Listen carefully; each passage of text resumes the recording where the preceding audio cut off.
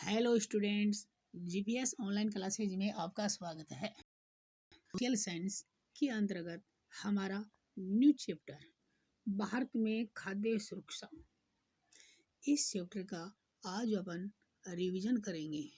ठीक है, इस चैप्टर के अंतर्गत आज अपन पढ़ेंगे खाद्य सुरक्षा क्या है। खाद्य सुरक्षा क्या है, इसके बारे में आज अपन अध्ययन करेंगे। ठीक है विद्यार्थियों, तो देखिए विद्यार्थियों,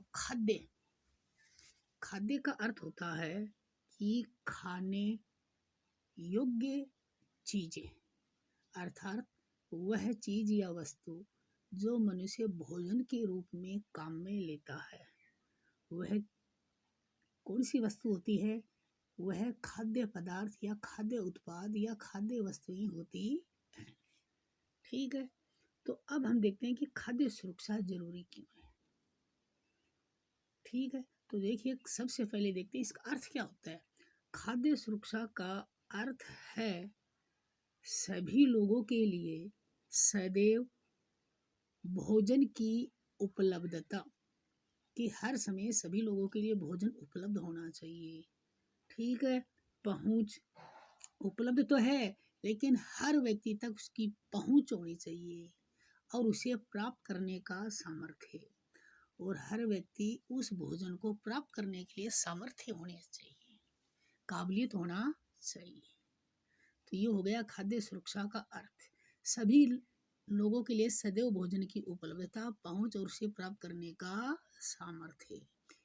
ठीक है, जब भी अनाज के उत्पादन या उसके वितरण की समस्या आती है तो सहज ही निर्धन परिवार इससे अधिक प्रभावित होता है। तो देखिए, ये हमको पता है कि अमीर लोग खाद्य सुरक्षा को आसानी से खरीद सकते हैं, लेकिन ये समस्या निर्धन लोगों के सामने आती है, चाहे वो उत्पादन की समस्या हो या वितरण की समस्या हो। इससे गरीब लोग ही सबसे ज्यादा प्रभावित होते हैं। ठीक है, तो देखिए विद्यार्थियों, जीवन के लिए भोजन उतना ही आवश्यक है जितना कि सांस लेने के लिए वायु। व्यक्ति को जीवित रहने के लिए देखो, सांस जब लेते हैं तो हमें शुद्ध हवा की आवश्यकता होती है। उसी प्रकार व्यक्ति को जीवित रहने के लिए पौष्टिक भोजन जरूरी है। इसलिए हर व्यक्ति तक भोजन की उपलब्धता सुनिश्चित होनी चाहिए। लेकिन खाद्य सुरक्षा मात्र 2 जून की रोटी पाना नहीं है, बल्कि उससे कहीं अधिक भी है।